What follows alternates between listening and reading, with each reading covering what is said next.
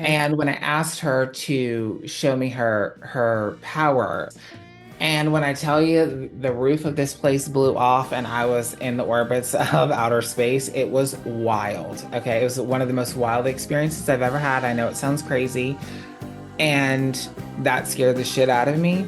But once Yeah. I was able to come out the other side with all the saint stuff, um, as soon as I fully dedicated myself to her and became almost religious in practice, there was this ease that just kind of came over me. And I was like, okay, this is where I'm supposed to be because I.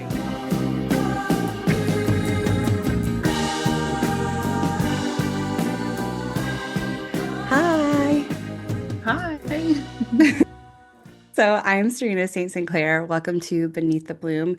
These are conversations rooted in personal truth, shadowed paths, and the sacred blossoming of sovereignty. My guest today is Justin Bennett, the Witch of Enchantment. Hey, how are you? I'm doing great. How are you? I am all right. This is my first time. Obviously, this is my first episode with my first guest. So, thank you so much, Justin, for being here and being my guinea pig as I trip through this entire process. Hey, I'm willing to do it. That's what friends are for.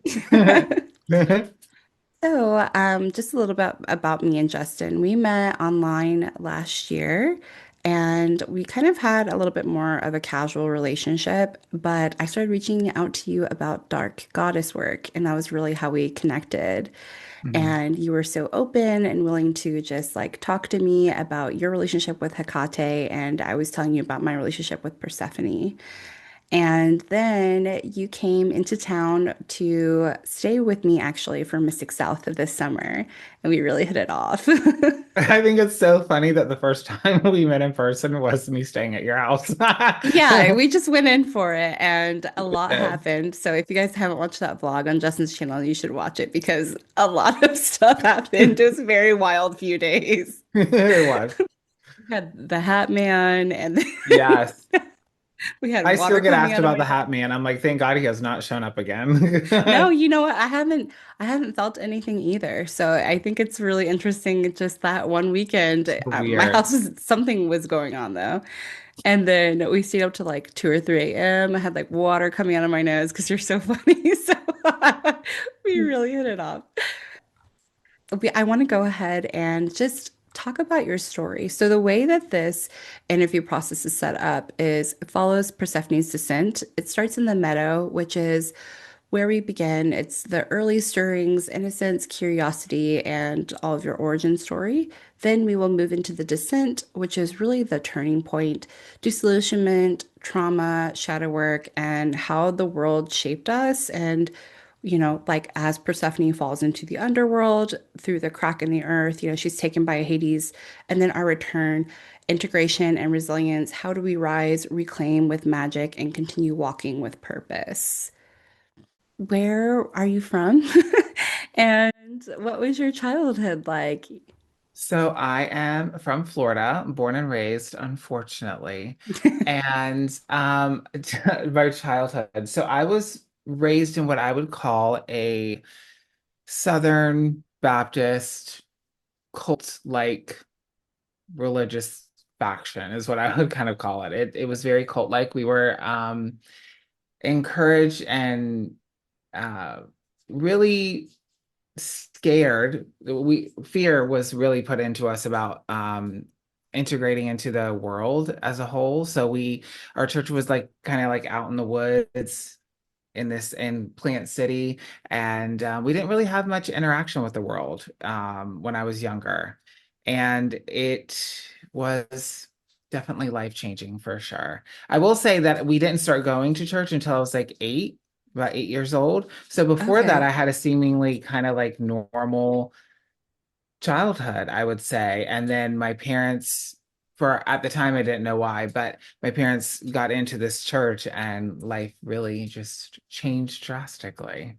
Oh, that's so interesting. Do you mind sharing about why you feel like that might have happened or So my mother is an alcoholic, a recovering alcoholic, I see. and she wanted stability in her life. I think a lot of people turn to religion, sometimes spirituality when they, need help. And Structure.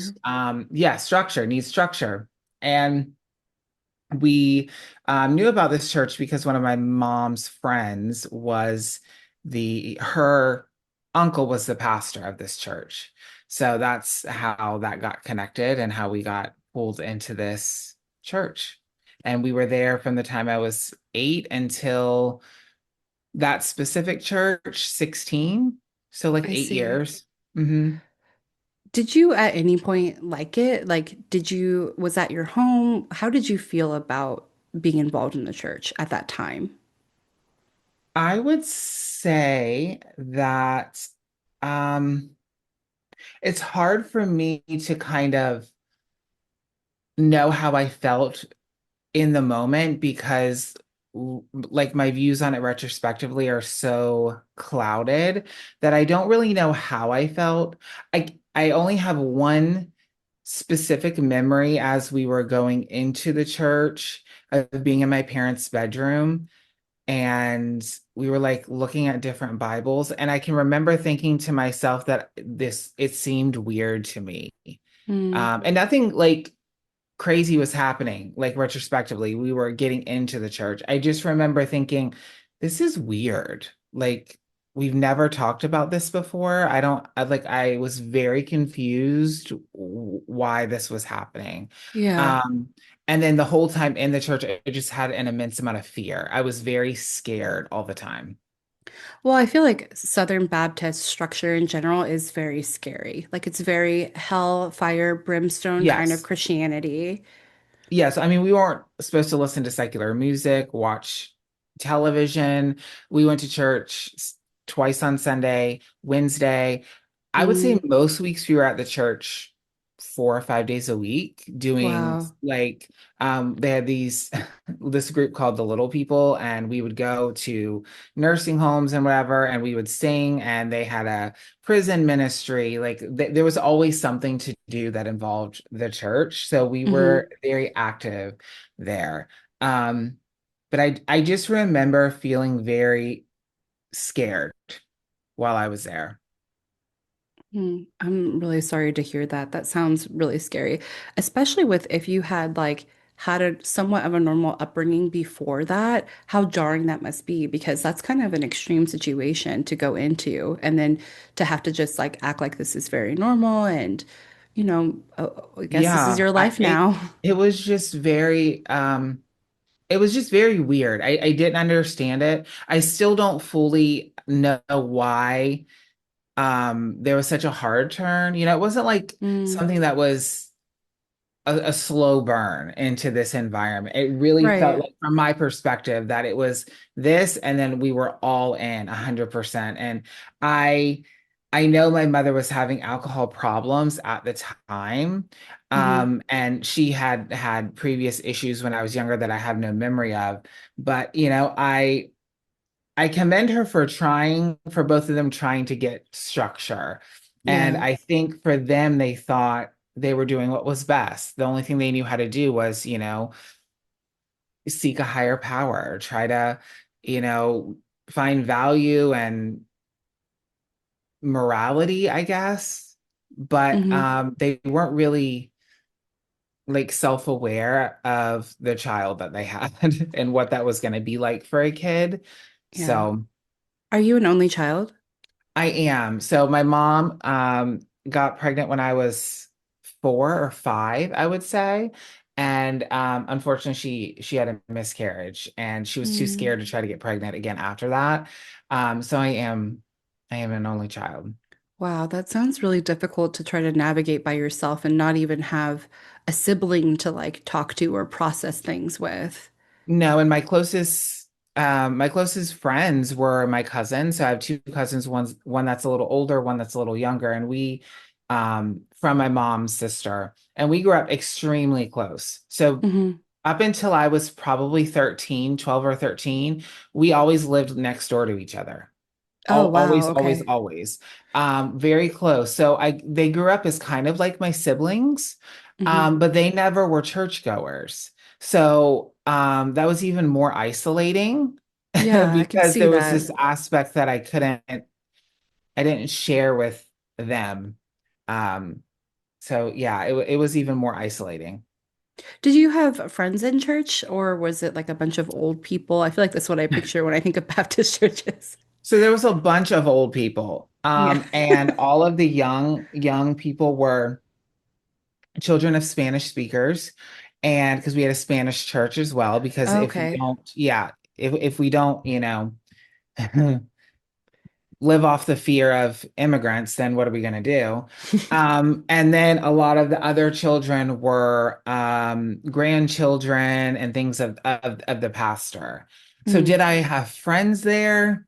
No, I don't think they were my friends. I lived again in a lot of fear of being found out that I was gay. yeah. Um, so that was always something that I wore. I was always scared of being found out. I was always accused of being gay because I was flamboyant in the way I talked. So Mm, there was always a bunch of fear. I always had this idea, even from that age, that eventually I would just leave, yeah. uh, like just run away. I'd turn 18 and just disappear forever.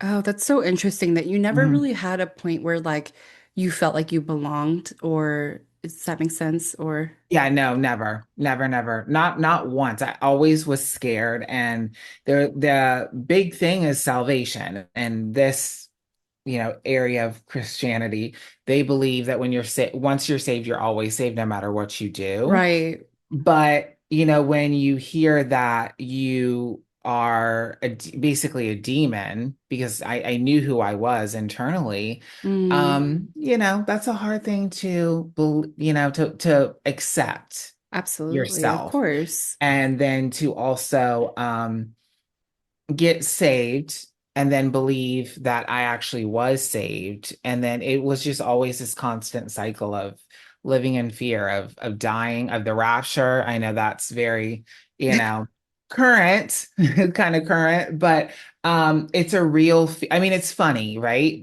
In the lexicon of pop culture, it's Yeah. funny. And it is. I see the comedy in it. If anybody who knows who I am knows that I'm a ridiculous person, but outside of the comedy, it is scary, and people do live in this spiritual psychosis. Yes. And there are children who are taught this, that it is a very real thing, and it's psychologically damaging. It's spiritually damaging.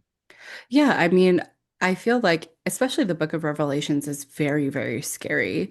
And if you to learn that as a child is like it's worse than a scary movie or a scary story Hmm. because you're told that this is true. And Yes. I feel like with Christianity especially, it is difficult because what are the repercussions of Christianity? Like if you're not Christian, you will burn for eternity. The people that you love will burn Yes. for eternity. And that's terrifying. Like we can't Yes. even begin to wrap our minds around that. And if No. we believe it's one thing, but what if someone we love doesn't believe? That's a whole other anguish to be in, Hmm. and it's just constantly like this anguish of, am I going to be safe? Am I safe? Is my family safe? Are my loved Yes. ones safe? Are my friends safe? It's just you feel unsafe all the time. Well, and a big element of this mentality as a whole is um, to not trust knowledge. Reason goes out the door, right? It doesn't Hmm. make sense. It's beyond our understanding. You don't get it. You're not thinking right. So knowledge, education, the voice of reason, all of that are negatives when it comes to areas of religion like this. You're just supposed to take the word literally as you read it. And there's really no in between. So it's just very damaging. And then, you don't Yeah. want to do anything that's going to make you seem like who you are. So, it just is nasty. Did you have any reprieve as a child? Like, what was your solace? Where did you feel safe? Or was there any hobby or any person or? I felt solace sleeping. So I Mm, did not really have really any reprieve until I know this sounds stupid, it may sound stupid to some people, but really my reprieve was in 1997 when Buffy the Vampire Slayer came out. And for whatever reason, my yeah. dad I think could see that there was something going on with me and wasn't sure what. And he let me watch it without my mom knowing, even when my mother was not okay with me watching it because it had witchcraft and vampires and gay people in it. Um, he was like, Justin knows that it's just all make believe. None of it's real. He knows that. And it was a one thing that I looked forward to because obviously I'm not a vampire slayer, I wish, but it was an escape, and the Mm. metaphor of this girl fighting against the world, the forces of evil. I saw myself in that in my own world. Do you know what I mean? Yeah. And that was something that got me through. I'm actually surprised that you were allowed to watch Buffy because that is very like supernatural, Nobody was very allowed to know. I wasn't allowed to talk to anybody about it. It was a grace that I didn't really actually understand until I got much older. And even as an hmm adult, I don't know why. And when I've talked to my father about it, he doesn't know why. He wanted me to have something that I enjoyed, and he knew that I liked it. And hmm he was a sci-fi fan. He loves, Star Trek and Star Wars and all of that. And so for whatever reason, okay, by the grace of God or whoever, he let me have that, and Hmm. I'm grateful for it because I don't know where I would be without it, truly. Do you have a favorite character in Buffy? So obviously I have main character syndrome because I'm a Virgo. So obviously I am Buffy. But next to Buffy, I really loved Tara. Tara was like Hmm. a character that I extremely loved. Um, I also loved Anya. I know that can be controversial sometimes, but I did love Anya. One second. Someone's at my fucking door. No worries. Hello? Did magic show up at all in your childhood?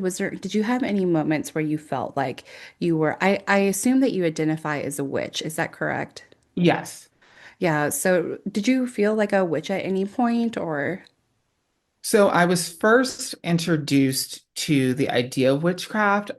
My memory doesn't serve me very well in this moment, but it may have been Buffy when I was first introduced to the idea of witchcraft, or it hmm could have been the movie The Craft that I watched with my aunt. Not sure the timeline, but my aunt was coming to watch me one evening, 11 or 12. And my parents were going somewhere, I don't know where. And she came over to watch me, and she's the youngest of three sisters. So, the youngest is always the wild one. So she came over with some beer, tarot cards, and this book. Okay, Auntie. Yes, Queen.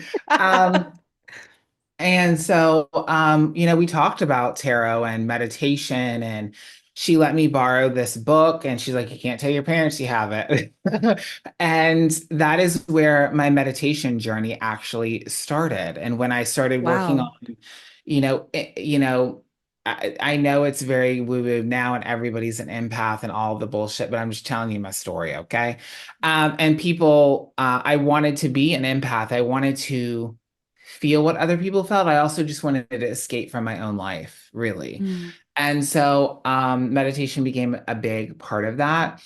I didn't start identifying as a witch or knowing that people really did this until I was an adult, um, like early 20s. hmm I met somebody at a job that I had who was a practicing witch. I didn't even know there was witchy shops in my town. I had no idea. I didn't know this was a thing. I didn't know they sold witchcraft books at Barnes and Nobles. I had no clue. What are you talking about? I just figured that's devil stuff, and that's like you got to go to some mysterious bookstore somewhere in a back alley to get it. Like that was my mentality because I didn't really have exposure in the Right. real world to these types of things. And through that, I started searching on YouTube, and I found somebody called Tiptoe Chick. Her name's Dee. She's since passed away years ago, but um and that was really when I was like, yes, I'm a witch. This is what I am. This is who I am. And I just kind of fully embraced that. And that was really the start of this very long, crazy journey. So, do you think that you are naturally an empath, or do you think that that was something that you cultivated at the time, or what is your relationship with that like now? So my relationship with that is very spotty. I I feel like anybody can be, a psychic, an empath, all of these things. I think we use some terms a little too loosely, Mm, but I will say I think I had a natural gift for it. And there was an event that happened that kind of freaked me out. And I just kind of put it away. And I've had other things happen to me even recently as like last year with hearing voices and some sort of, vivid things. Um, and I'm somebody who likes control of these types of senses because I lacked a lot of control in my childhood. I And see. control, I have found, can be a detriment when you're trying to lean into these types of things. Yeah. So it's still a process I'm working through. I don't know if I'm naturally inclined or I just was so depressed that I was very dedicated to trying to meditate and visualize. And Mm, look, I'm learning new things all the time. When talking to our friend Ivy, I was telling her in one of her videos when she was talking about like advanced techniques, talking about um visualizing things with your eyes open and seeing it in your space rather than how people try to see it in their mind. And yeah, I I was was telling there her, for that yeah, I conversation. was like, I didn't know that me doing that was an that's how I visualize. But I've done it for so long, but to me, it's not, I thought that was basic. So, I'm very in it and I pull away. I'm in and out of that process because I'm still working through my Virgo control issues. Yeah, I was so fascinated by that because you guys were both saying that you could, like, if I asked you to visualize something, you could actually see it in front of you. And I was Yes. like blown away because I thought that I was pretty good at visualization, but you guys like are on a whole new level. And I just thought that that was so fascinating. One, that you guys could do that, and two, how easily both of you could do it. Yeah, it's not an issue. I thought that that was the beginners section. I thought that was truly I did because I never really had a lot of the resources for that besides this one book. And I can't remember the name of it. I think it's Zolar, the Encyclopedia of something is a book that I read. And then my aunt had given me a couple other meditation and visualization books and books about empathy that I had to hide from my parents. But as the years gone on, a lot of that stuff has been pushed to more new age, and there's been, a divide within our community and others about certain practices and what is magic, what isn't magic, what's valid, and that whole kind of, that discussion. That's not what this Hmm. thing's about, but you know what I mean. Yeah. So I think that too is kind of I've just been kind of moved in other directions. Hmm. But a lot of my work with Hecate, I feel like is starting to center more on those types of things rather than, like specific like kinesthetic magic with my hands and doing things. Hmm. It's like transitioning into other areas. So we'll see. So, when you first started your practice, what did it look like? So funny enough, my my first bout into this was with Wicca. And I learned very quickly it wasn't for me because I wanted to get away from the structure. I didn't want to be told what to Mm, do. You're not going to tell me what to do. You're not better than me. And that's how I felt about it, like really and truly. And it's funny because the first goddess I tried to work with, I had already told you this was Demeter. And I was like, she does not exist. Okay, this is not real. I don't feel anything. And so, through being in the YouTube sphere, I realized, well, I could just practice witchcraft. I don't have to deal with deity at all. mhm, And once I realized that, I did no deity work from that point on until I would say maybe 3 or 4 years ago. So a good like I don't know however long that is, 10 years, like ever, never, never, never invoking, evoking, and nothing like that because I was so traumatized by the experience of Christianity that I didn't want to deal with it. So at first it was very Wiccan inspired, and then after that, just pure like folk magic. Mm. What age were you when you tried to work with Demeter? I would say, okay, so 2006, I would say 2009, 2010 is 15 years ago, so 20, Okay. 21, somewhere around there. Okay. Have you always been attracted to the Greek pantheon? No. No, not really. I will say I haven't really been attracted to any deity Mm, um fully. I like the idea of it, and then I'm just kind of like, it's make believe. That's been like my consensus oh yeah. through my spout as being a witch. But my viewpoints have changed in time, and I'm very chaotic in how I approach deity. Sometimes I feel like Hecate, Demeter, all of them are real. Sometimes I think they're egregores. Sometimes maybe they're figments of my imagination. I'm not really hung up on what the truth is, but I do believe that the knowledge, the power, and the ability to grow through them is there. And that's really all I care about. I try not to get hung up on being analytical. Is there something that your inner child would be proud to know about you now? And that I had my chance to be a whore. And I know that that's I know that that's a funny thing to say, but really and truly, I always wanted to kiss a bunch of boys, and I was too scared I'd get caught to do it. So I just always thought, well, I'll never kiss a boy. I'll never kiss any boys. I'll never nothing. So I think You my know, younger self would be proud of that. that's really cute actually because I feel like that's kind of very simple, like, but it's also not. It's not a freedom Yes. that a lot of people have. But the idea, like, I'm just thinking about like as a younger person when I first started wanting to kiss somebody, like how natural that is, and to not be Hmm. able to be given that opportunity is actually really breaks my heart. You should be able Yes. to kiss a boy if you want to kiss a boy. Yes. And like I know like in the context like I should say something witchy, but that wasn't on my radar, so I Yeah. don't think that that's really relevant to him. When I think of like myself externally as a little boy, I don't think Hmm.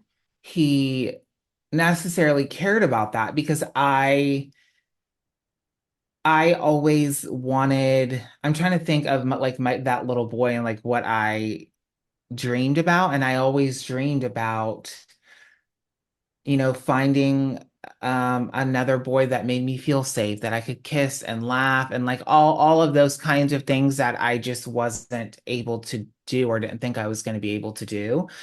And Yeah. as I got older, I thought it would never happen. I was too scared of what my parents would think and all of this. So I think, he would be happy that, that did end up happening. Who is you? Do you have like a first like celebrity crush? Okay, so my first celebrity crush is Brad Pitt and Thelma and Louise. And I remember thinking, oh, okay. I like this a lot, honey. Something's not right. But I can remember even being in church little and some of the missionaries would come in. I was like, I don't know what's going on, but I know I like it. Take I me need to to go to the church. altar. Yes, I need to go to the altar and repent, honey. Get that first into flames. Are you ready to move into more of the distant part? Sure, let's do it. Have you ever gone through a personal underworld or dark night of the soul? What do you mean by that specifically? Mm, let me Like, ask you how do this you is envision that like basically what is your like breaking point? Like what has been one of the lowest points in your life? breaking point? Well, I mean, I've talked about this a lot. We don't have to spend too much time on it, but I think, well, not think, I know. For me, the biggest breaking point in my life was losing a child. Like that was Mm, like my breaking point. And I wasn't practicing witchcraft anymore when that happened, or even a few years leading up to that happening. Um, But that was the biggest breaking point, for obvious reasons. I mean, nobody wants to go through that or experience that, but Yeah. um, I had a very real fear of that happening because of an experience in my childhood. Interestingly enough, when I was, I think like maybe 9 or 10, I can't remember. One of the members of our church, her infant son, died of SIDS. And for whatever reason, my parents thought I should go to this baby's funeral. And she was passing the Oh. baby around. People were holding it, which, even when Peyton died, we had a funeral for him and he had a coffin so people, could view him. And they asked if we wanted to hold him. And I was like, no. Um, no judgment on, especially experiencing, like you're really not thinking clearly. And, Yeah. people need different stuff to heal. But as like a child Child, from yeah. the age that's like 9 to 11 and her trying to hand me a dead infant um is mortifying. Like I don't know, there's not a nicer way for me to say it. Like it was Yeah. horrifying. It gave me nightmares. And that was my biggest fear in my entire life is watching her weep and seeing that Oh. experience. And I was like, I hope I never go through that. Bam, I did. And the thing that happened that was really influential in my life when Peyton died was I lost a lot of fear. Um, because when you live your biggest fear, what else is Mm. there to fear? I mean, Right. outside of losing my other child, what am I? Oh, I'm scared of what? Getting in a car accident? No, that doesn't mean I'm a reckless person. That's not what I'm saying. Sure. Like, don't go be Yes. reckless. But it kind of releases you to explore things you just were being too scared to explore. And Mm-hmm. so after he died, um, that's really when this descent started to happen, where I'm like, okay, I want to explore magic differently than I did before. Mm-hmm. And that's really that was a turning point. If we're talking magically, that's where things really shifted for me. So you said that you had taken a break from witchcraft. Mhm. Why did you take a break? What does that timeline look like? So I was very active in the YouTube community years ago, and not in a good way. Okay. I was an unhealed brat, really. And so I just didn't have a great experience, not with magic, but um with the people in the community. And when I left my practice behind. Mm. That, I mean, that's just the honest truth of it. I thought that the space was just filled with a lot of um angry, unhealed, toxic people, myself included. I wasn't aware of that at the time, but I Right. obviously know that now. Um, and so I would say, I don't even remember years. It was years,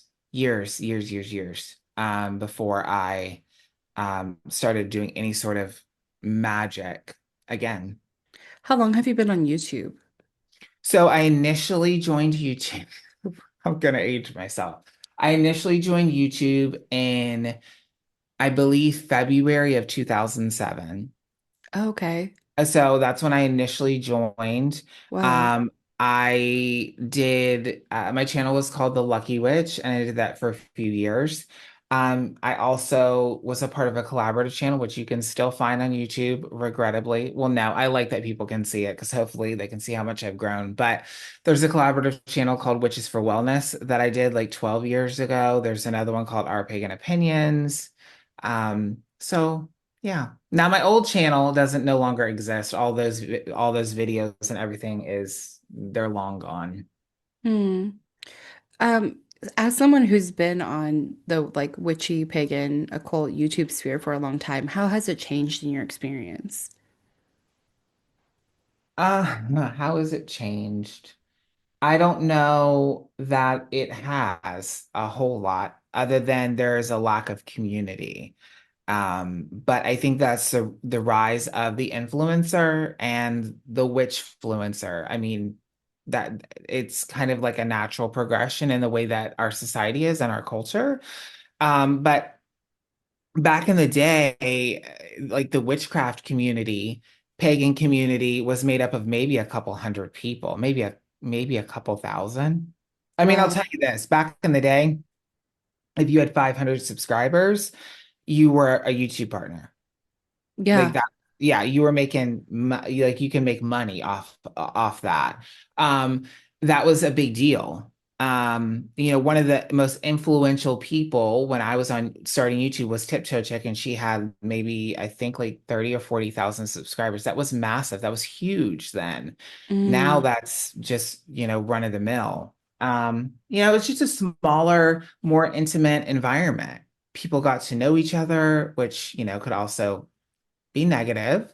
right. Um, but it was smaller and more intimate. And now it's like, you could be on YouTube for however long, and there's tens of thousands, if not hundreds of thousands of people in our community that have no idea who you are. Yeah. So you were going through the loss of your son. How did you get through that? I don't know. I'm going to be Yeah. really honest with you. I don't know. I don't know how I survived it. I don't know how I survived him necessarily being alive. He had a lot of health problems. I won't go into all of that, but I mean, extensive health issues. Yeah. And we had at-home nursing, 24-hour nursing to help us. That's like how intensive his care was. Um, I don't know. One day, one second at a time. I was in college at the time when he died. I took a week off college and went right back to work and right Wow. back to school. Um, and honestly, I spent so much time dissociating that I really didn't mourn the loss until I really didn't start mourning his death until maybe even a few years ago, and he died in 2018. Yeah. So it was something I really dissociated from.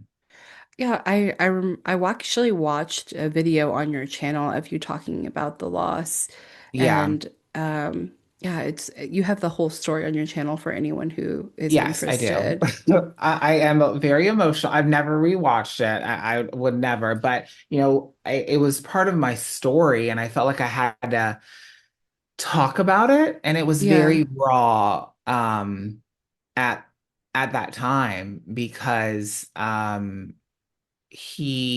don't remember when I posted that video, but that video is filmed in the house that he died in. So it's very Mm, real for me then. I mean, yeah. it's always real, but it was very raw. So again, like you said, like just be aware if you do watch it that it's emotional.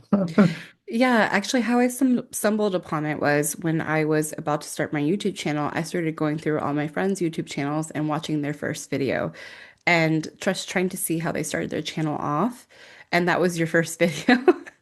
So I Yes, it started watching. was. I was like, oh, this is not what I came here for, but it also was, Yeah. yeah, very raw and real. And my heart broke for you. And I admire you for coming on and talking about that and being so Of course. vulnerable. So during that time, were you Christian or were you religious at all, or were you just skating by or? I would say I never claimed to be Christian. Once I got out of my parents' house, that was never a title that I carried. Um, Mm, I wasn't religious. I didn't go to church. I didn't do any of those things. I kind of just abandoned it completely. I didn't really think about God and or anything. I it was just not something that was in my world at all. I know that's not an interesting answer, that's but fine. I just kind of ignored it. But internally, I was still dealing with the guilt, a lot of guilt. And when Peyton was born, I will tell you this, that I had, this is really fucked up, but I had, again, this is how indoctrination works, right? It Right. shows up in your life in areas that are very unexpected. I know you understand this, Serena. you think you're past things or it's just not holding on to something, and then something just triggers you and it just jabs you right there, and you're like, okay, wait, where did this come from? Like, why am Yeah. I feeling this way? But when I was a young adult, maybe 18 or 19, um, my mother told me that um, that I was the way that I was as her punishment for the sins of her childhood. That's what she told me. Wow. Yeah. Because I, for a few years, lived my life as a woman. I lived my life as Kennedy. That's a whole nother story that we can get into another time if you want. That's a whole ass Yeah. situation. But um, and so when Peyton was going to be born and have all these health issues that showed up for me, I thought, this is my punishment. This is my Oh, punishment. And I carried that for a long time, even when he was alive. And even after he had died, there was a lot of guilt, that comes with that. Any parent who's lost a child can understand that. So it's very complex and it's not logical, but it's still very real. my heart breaks for you. I'm Yeah, so it's fucked I up. it's I'm really like, it's really it's fucked really up. but that's how it works. Like it Yeah. really is like this. You grow up feeling unsafe. Your nervous Hmm. system is wrecked from the very beginning. Everything is your fault. You're never Yeah. safe. The shame, the grief, and it does come up, and like especially I feel like when you're going through something like intense grief, a lot of unconscious comes up because we don't have the energy to mask. And Right. that's when those like really deep-seated, dark indoctrinations, they come out at that time because we don't have Hmm. the time to mask. Yep. And yeah, I think that a lot of people who have left the church and gone through that, a lot of times we do feel that in moments of panic and moments of grief and those really dark moments is when some of that really, really deep-seated trauma comes up. Absolutely. So when did your work with Hekate start? So for anyone who doesn't know who you are, which I don't know who's watching my channel doesn't know who you are, but you are a Hekate devotee. When did that process start for you? So the initial process for her started uh, 5 years ago, maybe 4 or 5 years ago was when it initially started. Um, so my first introduction to her initially happened right after Peyton died. And I don't Mm, know why. I didn't know it was her. I want to preface that I wasn't aware of that. I didn't make that connection. And this could just be my own view on it. Okay, just roll with it. I I viewed an incident that happened after he died. I had got up and I just was heartbroken, and I saw him sitting, physically saw him, saw an apparition of him sitting on the floor and just smiling at me. And it made me feel so much better. mm, And so I was told when after I started getting back into witchcraft after this, my first real spell, first real working, was to get this townhouse. I wanted to get this townhouse. It was in our family, and we wanted to get out of the house we were in where Peyton had died. And I did a working to get here, and we got here. And that was my mm, first working, my first any moving magic, right? So start posting online again. I reconnect with one of my friends, basically my sister Brittany, and she was like, "Come back to YouTube, come back to YouTube." So I come back to YouTube. We start doing our show Wine and Witchcraft live together, and I'm doing all of this spirit work, ancestor work, because really what I wanted to do was find Peyton. I wanted to communicate with him. I see. Not healthy, not a healthy goal to have. It's not realistic. It doesn't serve you, and it didn't. I thought it happened a couple times. It didn't. I was just in a sort of, I don't know if I was in a psychosis. I was just looking at things, trying to find anything You're solace, grieving, right? yeah. Yeah, I was grieving. And so through that, I started having weird things happen, like a bunch of frogs and snakes, things like that were all on my front door. And somebody in one of our live shows said, "Have you thought about looking into Hecate?" And I was like, "No." I don't work with deity. Okay. We had went to New Orleans and I learned about hoodoo, not the closed practices, but what is, in the general online and in books, and was really inspired by saint work and Bible work and Psalms and all of these things that are adjacent, but not hoodoo specifically. And that was kind of the focus of my practice. And when people started telling me Hekate, I had an introduction with her. It was very powerful, very potent, and it scared the shit out of me. And I went in and out of working with her for a few years. I even did a dedication to her, and I had the audacity to tell her that, I'm dedicated to her in theory, but not in actuality. That's what I told her. Do you feel like you're trying to integrate saints into your practice at all? Was you still trying to step away from Christianity, or was that part of your reclamation, or? I think that I was in such a place of being lost at that time. I had gone through a multiple not career changes, but job changes. I was traveling as an X-ray tech, then I was coming home. I had a lot of that going on. My relationship was in the shitter. There was a lot of stressors in my life, and Mhm. retrospectively, I really think I was trying to reclaim this religion because, um, when you've been through trauma and abuse, as detrimental as it is, there is a comfort to it because you're Yeah, familiar, you know that's what what you to know. expect. Yes, it's what you know. And so I was familiar with these things. Granted, I didn't grow up Catholic, but the iconography and the theology is very similar, right? So I could put these two worlds together and feel like, okay, this is okay. And I started praying to God, Jesus, Mary, like I was doing all the things, right? I even went to church a couple times. I was trying to really get in it. And it was really just about trying to find comfort. And um, it didn't work. And through Mm, that realization, um, Hecate, her torch was shining brighter than ever. And I was like, fuck all this bullshit. I'm done. And literally, that's what it's like, I'm done. I can't do it anymore. I have to stop being delusional with yeah. this. I cannot do this. Um, and once I let that shit go, a lot of things started falling into place in my life. Mm, I see.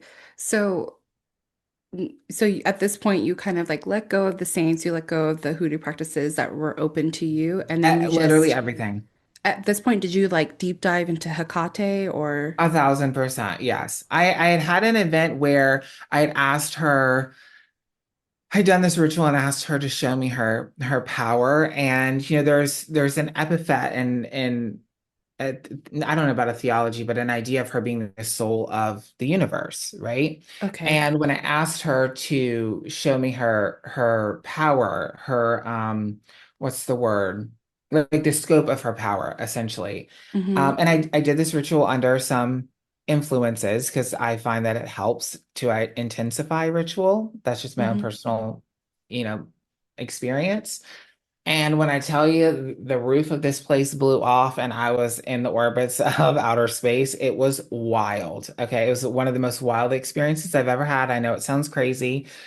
And that scared the shit out of me. But once Yeah. I was able to come out the other side with all the saint stuff, um, as soon as I fully dedicated myself to her and became almost religious in practice, there was this ease that just kind of came over me. And I was like, okay, this is where I'm supposed to be. Because I Mm, feel like, the descent for me is um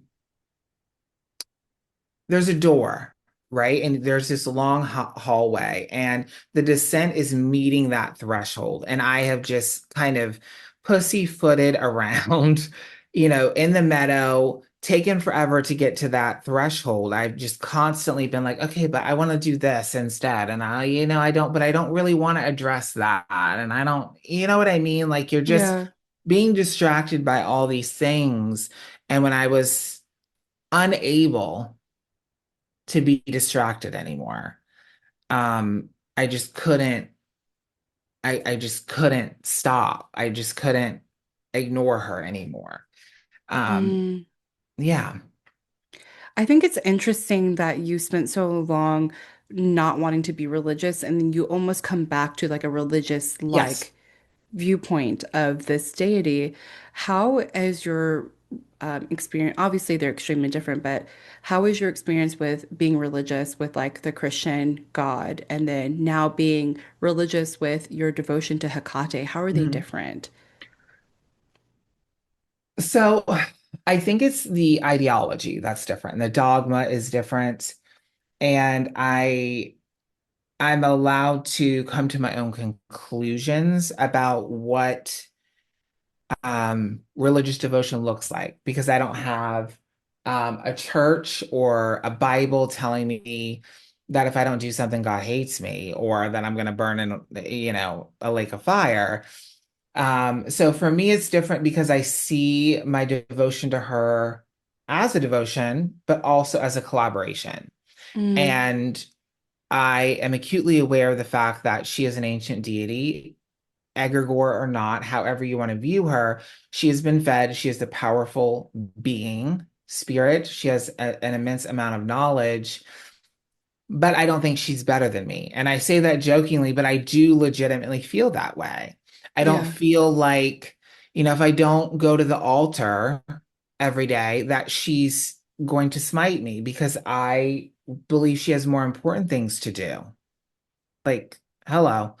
I don't think, and with that being said, I also, I follow it in with my promises. If I make her a promise, I need to keep that promise because, of course, Right. she's probably not going to be happy about that. But I just don't come from a place where uh, a deity's existence solely encapsulates what I do. Like they're Right. not like they're my babysitter. Like, okay, now you're Yeah. not doing this. I don't think she gives a shit about those kinds of things. Yeah, I feel like that's a very Christian viewpoint is like God is watching you. God is watching Hmm. everything that you do. So like even the things that you do in secret are shameful and he's constantly watching you. Like you said, like he has nothing better to do versus Right. like this, I feel like a lot of other religions are a little bit more lax, especially like, with your devotion with Hekate. She's not just like constantly waiting for you to fuck up. No. And I And don't always feel like she's at the altar when I'm here, but this is a mm, dedicated space for her. So it's not, I don't always feel like I need to, invoke her or evoke her and feel the presence, and the walls need to rumble for me to put a piece of garlic on there. You know what I mean? Like yeah. this is a seat that she can take as she so chooses. Who am I going to tell her what the hell to do? And in reverse, the collaboration part is yes, give me that guidance.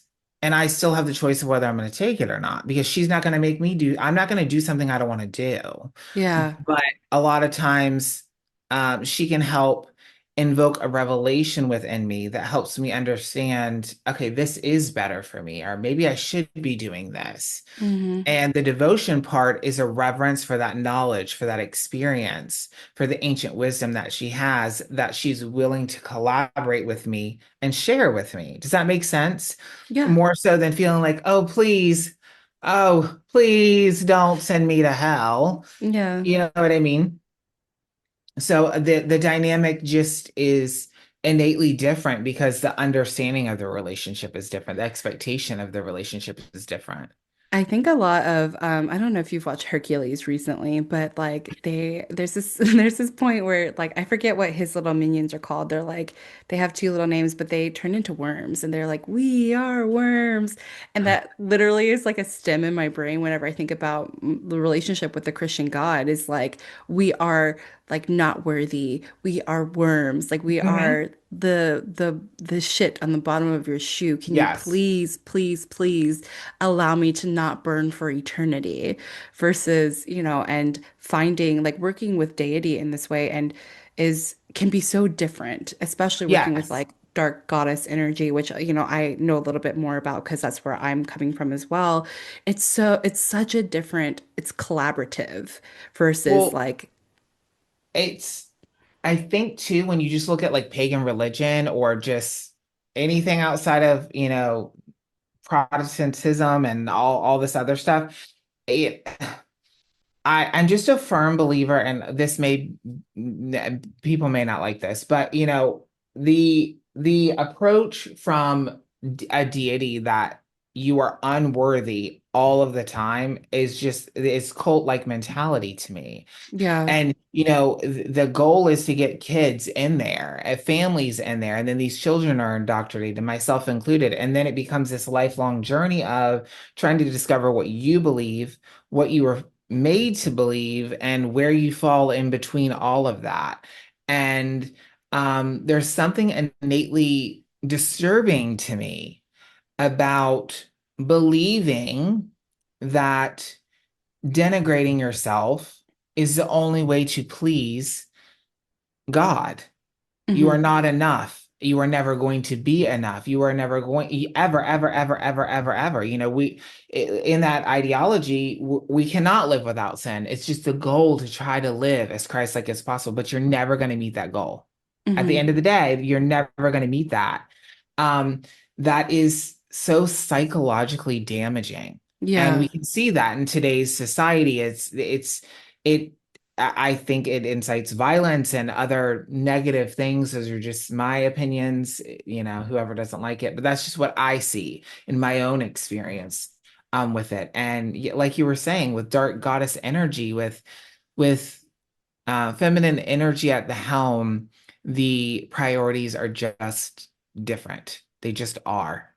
hmm So, what part of your shadow are you most proud that you have integrated? Being a queer person, like just my internalized homophobia, I carried it for a long time. A Yeah. lot of just general self-hatred because, I'm in a heteronormative relationship. So, hmm also being a white cis man, I have every privilege that there is. I can chameleon into anything that I want to keep myself safe. And I've Yeah. had a lot of guilt about that. But what you do with the guilt is is what matters. Right. Oh, I feel bad about it, but you keep doing the same shit you always do. Well, okay, no one gives a shit then. You know what I mean? You have to be hmm some sort of self-aware. And one of my own personal gnosis is that Hekate is the goddess of queer people. Yeah. I just think that she is. I think it makes sense when you look at her in antiquity and how people equated her, and even now when you're talking about liminality and thresholds and witchcraft and all of those hmm things, like I think we fit so beautifully into that category. And she's helped me come to terms with that. Yeah, I feel like not that you identify as non-binary, but like I feel like queerness is sort of this like amorphous blob. Like it doesn't really, Yes. like gayness is a spectrum, homosexuality is a Hmm. spectrum, and it is like this whole sort of liminal space where it doesn't need definition necessarily, although I feel like it's natural for people to try to define it all the time. But I really kind of like appreciate the non-binary movement because it's like we don't know, it's I like kind feel of the just give it. same way. Yeah.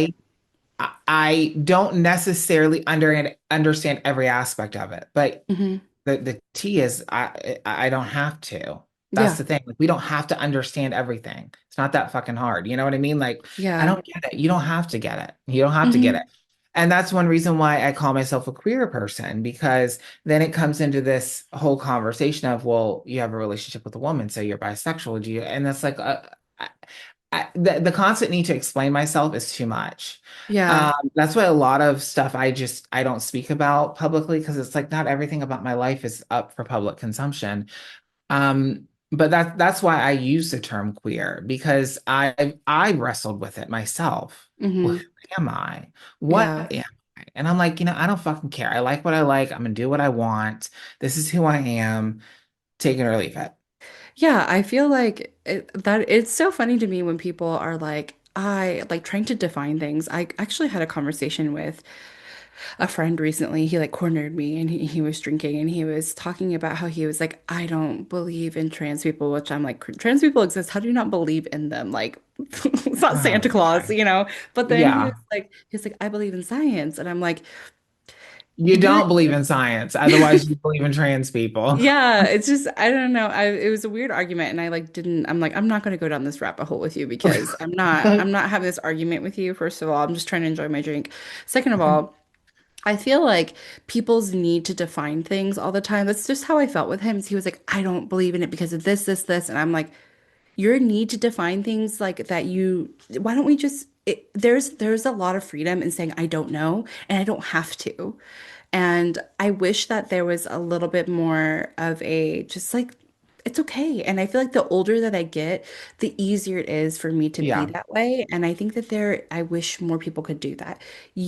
Not everything is for you to understand. correct. And I promise you, you will find freedom in not caring. Have you Right. tried just like minding your own business and like not caring? Well, and that's the thing. Like, you're so worried about what's going on with somebody Yeah. else's genitalia. And it's like, why do you care so much? Not Yeah. necessarily this person, I'm just saying in general.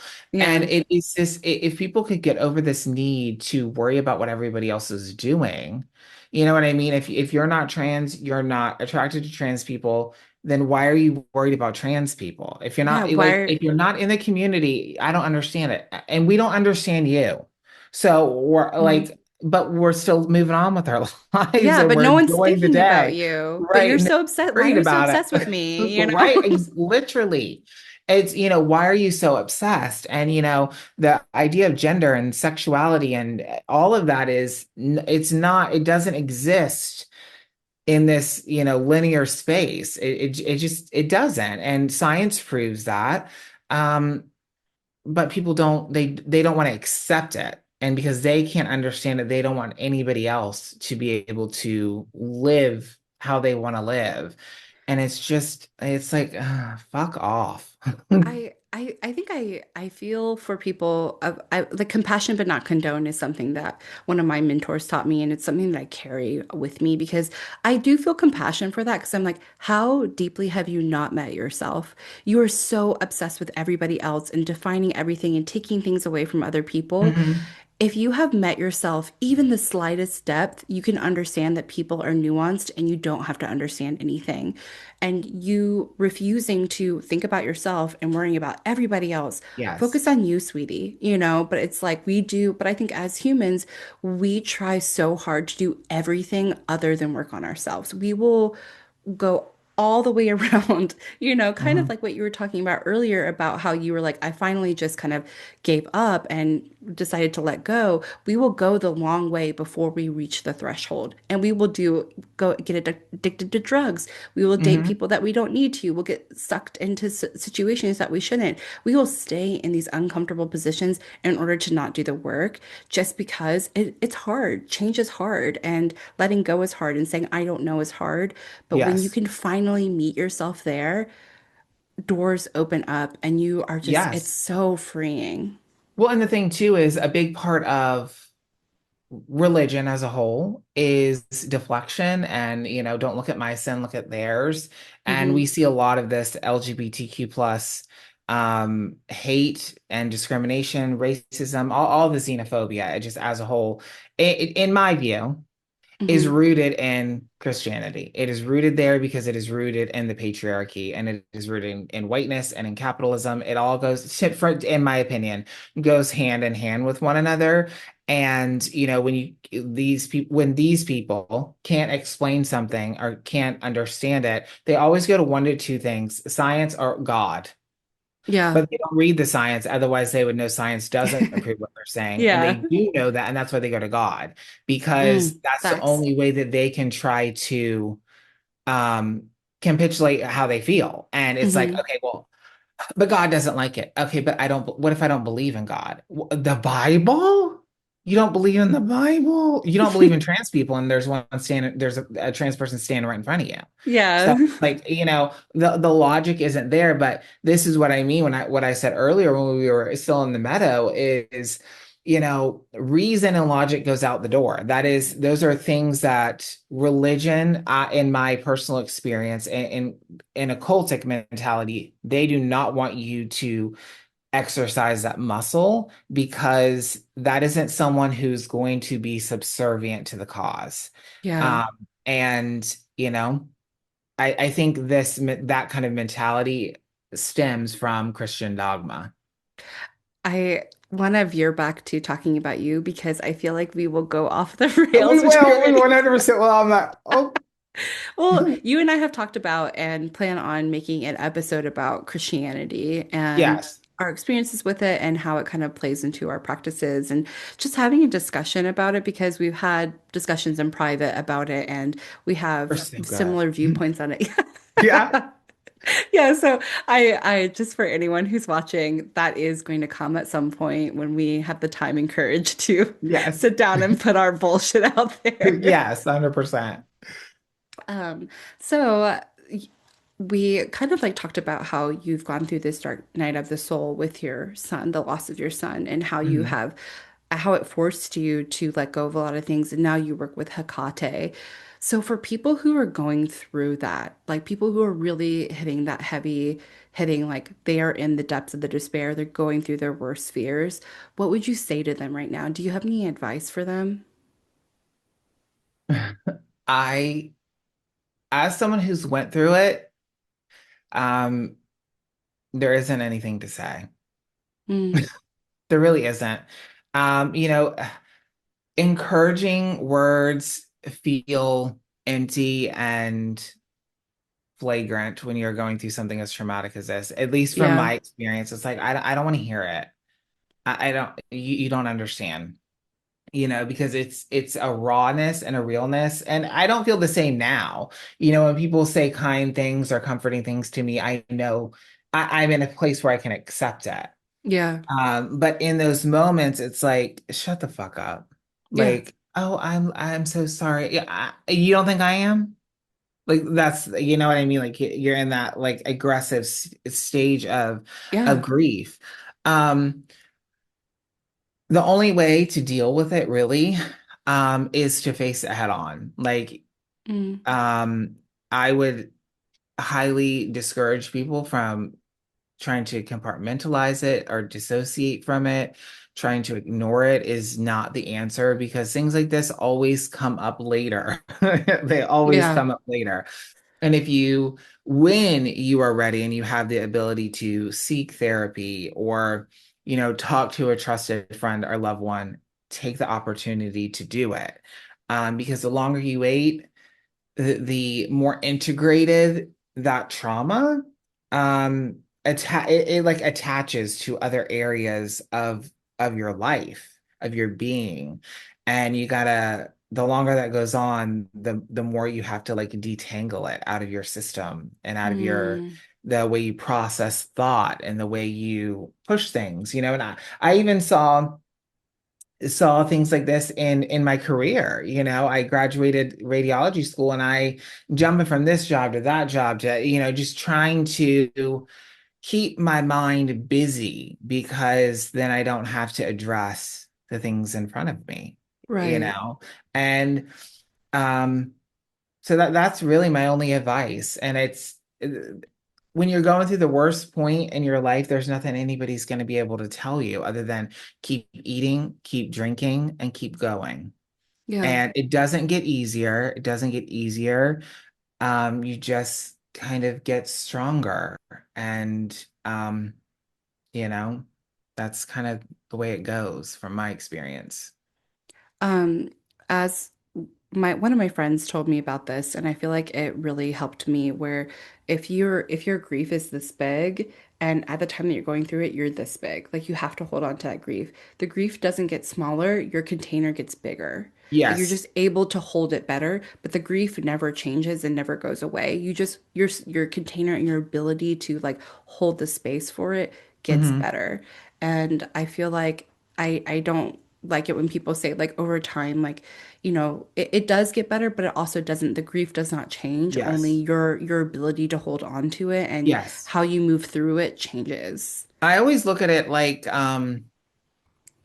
it's like this limb or something that sprouted out of your body.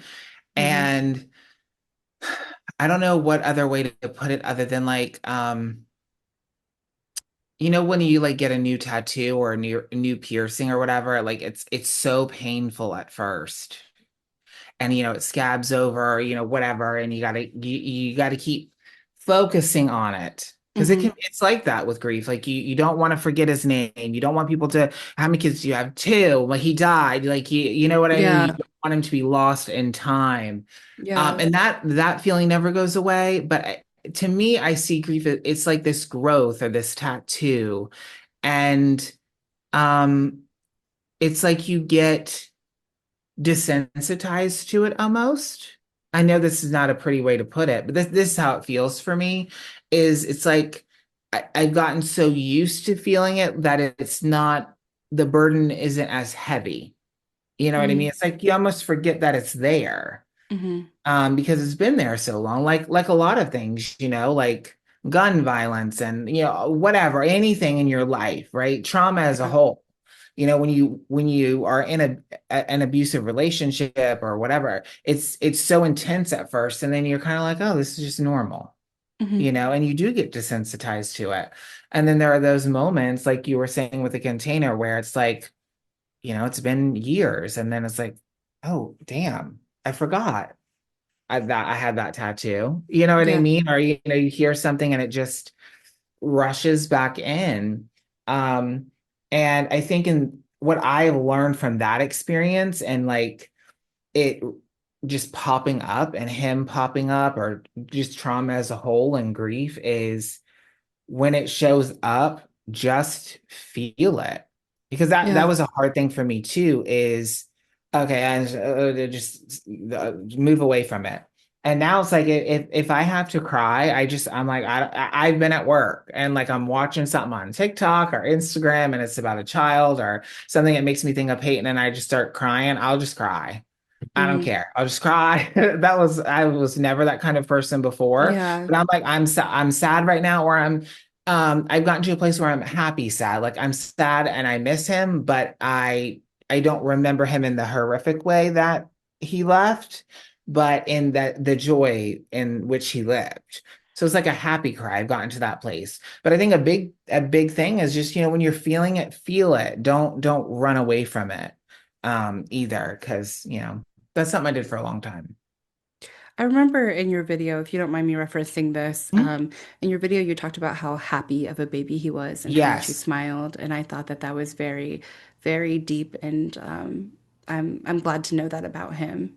Yes, very, very happy. And I always wondered, I was like, he has to be miserable. And I told this to, I believe it was his cardiologist who he would see Hmm. every week. I was like, isn't he miserable? Like he's had all these surgeries and he's poked and prodded and he has a trach and he's on a breathing machine and all this stuff. And he was like, no, I don't think he's unhappy, because we only, and this was actually very influential in how I view spirit, Hmm. um is we only know life as we experience it. Like no matter how we can be empathetic and to other people and their experience and try to relate to them, but we can never understand fully someone else's experience. It's impossible to do so because we only understand our perspective and what we Yeah. have been through. Right. And he was like, think about it. This is, I mean, for the first 7, 8 months of Peyton's life, he was in the hospital before he even Mm, ever came home. right. And so this is the only life he's ever known. So he was like, no, I don't think he's miserable because this is what life is. This is what it means to him. And he was always laughing and giggling, and he was extremely, I wouldn't have been. I would have been a pissy bitch. Personally, I would have been, but he didn't know any better. Hmm. So, I often think about that perspective when remembering him, and then also applying that to spirituality or just life in general. Like, it's all in perspective, and how can I apply that? How can I live that in the most positive, productive way? Yeah, I feel like it's almost a place of privilege sometimes, but also it's Mhm. doing you a disservice to look at people and be like, oh, they must be so unhappy, or oh, like their life is like not that great because of where you are standing, you know? But actually, Mhm. it really is a matter of perspective and experience. Yeah. So I actually forgot about a question that a person on your Discord and actually Sarah ended up asking. And so we're coming back and we're recording this afterwards so I can put it in and act like it was seamless and I didn't forget. But so Sarah asked, I've always been fascinated by the idea of repeating descent. With Hekate, I know grief first led you to the crossroads, but have you found yourself returning there again in different ways? And if so, how has each descent felt different? Do you see it as something that keeps circling back, teaching you new things about yourself each time? Mm. So I do find myself going to the crossroads often. Hmm. I I think it is different every time because I almost see it. I don't know. I feel like the crossroads specifically, like the idea of the crossroads is for me like a shedding of something. Like I'm going there Hmm. to shed something at the crossroads so that I can come back from it renewed in some way. And I don't see myself doing it extremely often. Um, it's almost like this idea of leaving it at the crossroads for her, almost like an offering. So with grief, yes, I haven't been back to the spiritual crossroads in a while, but I will be going back soon. I feel like for a personal thing. Um, but I don't know. I don't know how else to answer that question. I mean, it does feel different every time, but it's not something that I do regularly. But I also think when I'm addressing something in my life, like grief or some sort of psychosis or an identity crisis, I feel like I sit in that descent for a while. Does that make sense? Hmm. Like I feel like I'm there and until I can come out almost like on the other side or fully shed what that is, I stay there. And Hmm.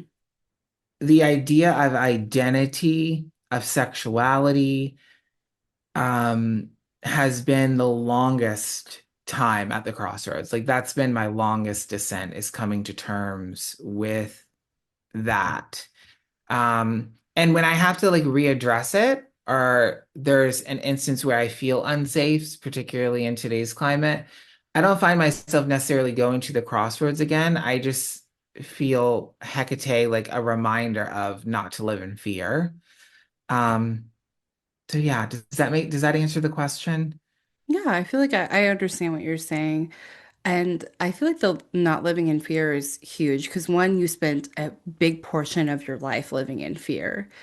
And two, I mean, it is literally unsafe for you. And we watched that with that recent live that you went through. And that's on your channel for anyone who, right? It's on your Yeah. channel for anyone who wants to peek. Honestly, it's disturbing. So I would say if you want to go watch it, like move forward with a grain of salt because I tuned in on your live and it was really dark and really disturbing. The people were threatening to off you. People Hmm. were asking about like and assuming that you're trans, like assuming, like the genitalia that you have, like it was Yes. wild behavior. Yeah. It was insane. And it was definitely an experience. And I mean, I got very scared. And I took some precautions that I don't regret taking, but I actually had it as members only and was like, I'm never going to do this again. I don't want anybody to see this, but then hiding it doesn't help anybody. Yeah. And so I left it on my channel for it's public, anybody can see it. And I've had a number of other creators um just talk about how well I handled it. I tried my best to just be my crazy cunty self because I didn't know how else to handle it and I didn't want to just run. You know what I Yeah. mean? Like, you can't just back down to these people. Um, but it is scary. it's definitely a scary world we live in for sure. I feel like most occultists understand to a certain degree, but for anybody else who doesn't know what it's like to like live in the world as a queer person, especially in like the Bible Belt South, I think Hmm. that it's a small peek into the ways in which queer people are treated Yeah, solely just from somebody looking at you, making assumptions about you, and deciding that you are not worthy of living because of it. And correct. yeah, I think like I think that it's disturbing to watch. I also think like anyone who wants to kind of like watch it or skim through it, I think it's kind of it's important to see that lens because that is the reality for so many people. Yes. And I haven't been faced with that kind of situation in such a long time. Yeah. And so it was jarring because I was like, what is happening? What Hmm. is going on? And like literally, I was thinking that in my head. Um, I actually said that in the chat at one I know point. you did. And I was like, I don't know. Like, I don't know what's happening. I like, and again, like revisiting this, I did a live show called Wine and Witchcraft Live for 5 years. We did almost 100 episodes, and nothing ever to that degree has ever happened. So Hmm. it was just like, I don't know what to do. And I literally was like, the only thing I can do is just turn on the performer. And that's what I did. And that's what I tried to do and tried to make it as entertaining as I could because I didn't Yeah. know what else to do with What else that. are you gonna do? Right. How has magic helped you feel whole again or more yourself? Well, I'm a queer queen, so that's good. I can talk about pain without, going into hysterics. I think just the general basis is feeling empowered in my life and not Yeah. feeling like I have to live in fear of some sort of external being, um, is extreme. And for anyone who hasn't grown up in that environment, that can be a hard concept, but that infiltrates every aspect of your life as well. And when you can get out from under that, it is a very freeing feeling. And to be able to have like a religious relationship with Hecate is just wild to me. I never thought I'd be in this place, Yeah. because I was so resistant to it. And I think it's a testament to my growth. I think it's a testament to her ability as a guide, as a psychopomp to lead me through these things. Um, so yeah, I mean, it's been instrumental in every way possible in my life to get me where I'm at. So my next question, I feel like I already kind of know the answer, is if you could leave a magical legacy behind, what would it be? And I know that you have the seven torches. Yes. So is that something you want to, are you okay talking about? Yeah, so I've been developing this system that is going to be easily accessible. It's going to be for whoever wants to take part in it. Still very much in its infancy, I think, but some people would disagree, which is nice. But it's about going up into a serpent spiral and becoming your true self and through my own experience and trying to implement this into a system that people can have like a similar experience to me of, learning the art of severing ties because I think it's very important for us to let go of things and traumatized people do not want to let go. Yeah. We don't want to do it. We want to be able to, okay, I want to move on, but I also still want to hold on to this Hmm. because this is what I know. And then I'm holding on to this and I'm carrying it here. And then I'm like, but why? I actually wish I would have let that go. And then I can't let it go. And then, it's just this whole big self-sabotage situation. And so I would like that to be my legacy. I would like my legacy to be one of encouragement, of laughter, of ridiculousness. I hope I can leave a legacy of fun and craziness. We have so much serious stuff, and I know a lot of our conversation is serious. And that's great. There's always a time and a place for that, but I want us to also be able to have fun and laugh at ourselves and, find joy. Yeah, absolutely. I'm super excited about your Seven Torches program. I think it's going to be awesome. I mean, I already read a little bit about it, and Uh-huh. yeah, I'm very excited for when, you flesh that all out. And I know that it's a work in progress, but I'm excited to have the opportunity to like watch it as it unveils, because Yeah. I think that that structure is going to be really helpful for people who are looking for it and people who need some, a little bit of structure. And as someone who's coming to Dark Goddess work, like there's a lot to look at and also not enough to look at the same time. So Yeah. you know what I mean? So I feel Yes. like that structure is really, really going to be helpful for people. And it's not going to be like a Christian structure, where I need to Right. like give up my life. It's going to be, hey, here's a guide and take what you want and leave what you don't want. Yeah, do what you want, however you want. And, it's a very modern take. And there Hmm. will be people who will not necessarily vibe with that, and that's okay. I'm not really worried about people who don't like it. To be honest, I'm just not. Yeah. It's I see it I see it as like my contribution to trying to bring a modern approach to the Hecatarian space, and an encouragement of personal gnosis, and getting to a place where we can talk about that and distinguish psychosis and gnosis, and where those things intersect, and where gnosis intersects with information from antiquity, and us being able to have a more welcoming conversation about that. Yeah. Um, and so that's really what a big push for me to do this is. And, in my own delusion, I feel like she also wants something more modern, a more modern approach. So, you But know, everyone who doesn't do it the way that you want to is culturally appropriating it, they right? are. They are culturally appropriating her. I feel like if they don't do it the way that I want them to do it, that they're basically just disrespecting every single marginalized person that's ever been and ever will be. Yeah, if you hate marginalized people, then don't follow this. Yes. Yeah. And if you don't want to follow it the way I say, and if you don't want to give me all your money, you also hate all marginalized Yeah, people. wrong. Yeah. Because as a white person, if I can't capitalize on the destruction of marginalized people, then what am I doing? Live your privilege, honey. Live my privilege. By one historical figure, who would you choose? Or Oh my if you want to God. haunt somebody, who are you going to haunt? Who would I want to haunt? Historical figure. Oh my gosh.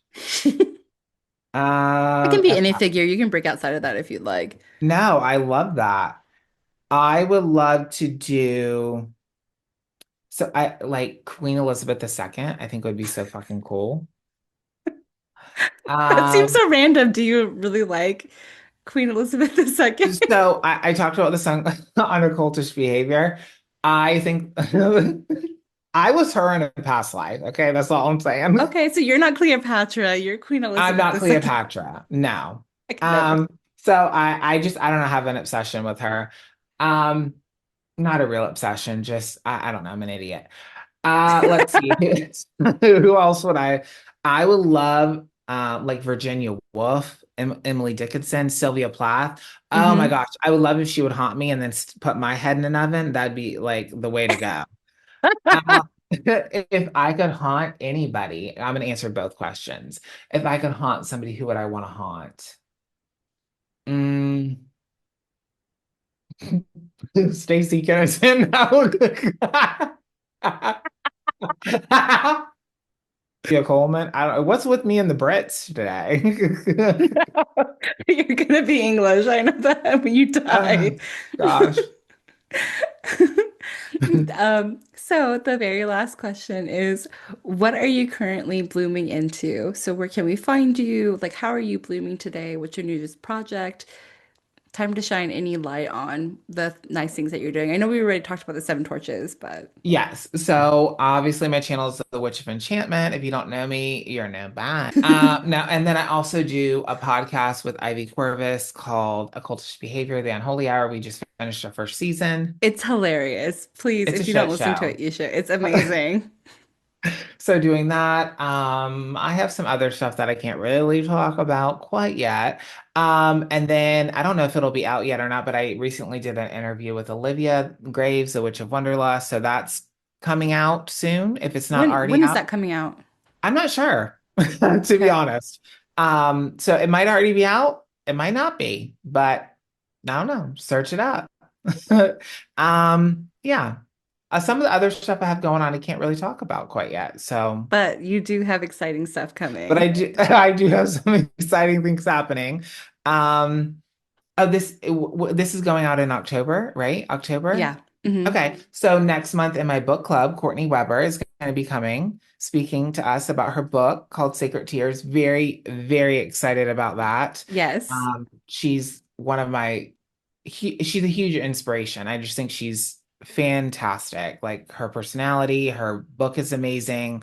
I wish she would write another book on Hekate, but we can't have everything we want, but I wish. Yeah. And actually, you and me, Justin, we got to see Courtney Weber's presentation at Mystic South this summer, and she was the best. Y'all can't She tell was the me best. anybody I was was not better. expecting her to recognize me when we walked in. It When was so we walked in, it cute. It was was so really cute. I was like, cute. hey. It's a fangirling. Who me? uh, Said you're like, who me, me? Yeah. me.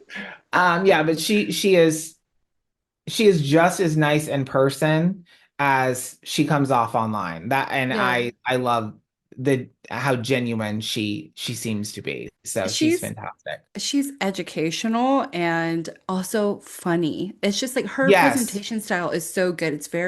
You're very like she's very conversational. yeah, and like Yeah. it's very like she like captures your attention Mhm. because it's both like very genuine, educational, and then she brings in her personal gnosis and like, like a little bit of her darker past and then the hard things that she's Yes. been through, and then she like ties it all in a funny bow. Yes. And she just really balances it out really well. And I was very inspired by the way that she presents. And yeah, Yes. There's we're so much Courtney Weber fans. Yes, she already I told her like when we went to the book signing, I'm like, I tell everybody you're my queen. And she was giggling. I was like, no, I'm for real. Um, because I think she's fantastic. And I agree. That's the type of presenter you want. That's Yeah. like our professor. Like she has a personality. She's not just like a wet rag, which is a breath of fresh air. Hmm. Sometimes in occult spaces, there's not a lot of charisma even though the information is good. You know what I'm Yeah. saying? Yeah. And It, she it's she has the charisma, she has it all. mhm. So yeah, she's fantastic. The whole package. The whole package, honey. And she's got the red hair. Oh yes. Join her in our red hair sister Right. Yeah, group. she has the real looking red. We're just, Fake ass. the fake bitches of the group. I'm so glad to be here, honestly. I'm so happy to be here. I'm so happy um that you decided to jump into this YouTube sphere. I know it's a lot. It can be intimidating and Yeah. you're doing fantastic and I'm just happy that I can support you any way possible. Um now I'm just happy to be able to, be in your corner and help you do whatever and put your name out there however I can. Oh, thank you so much. You're so sweet. I'm so glad to call you my friend, and I feel like this is a great first episode. So I'll go ahead and sign off. May your path always be sacred, your shadow sovereign, and may you always bloom wildly.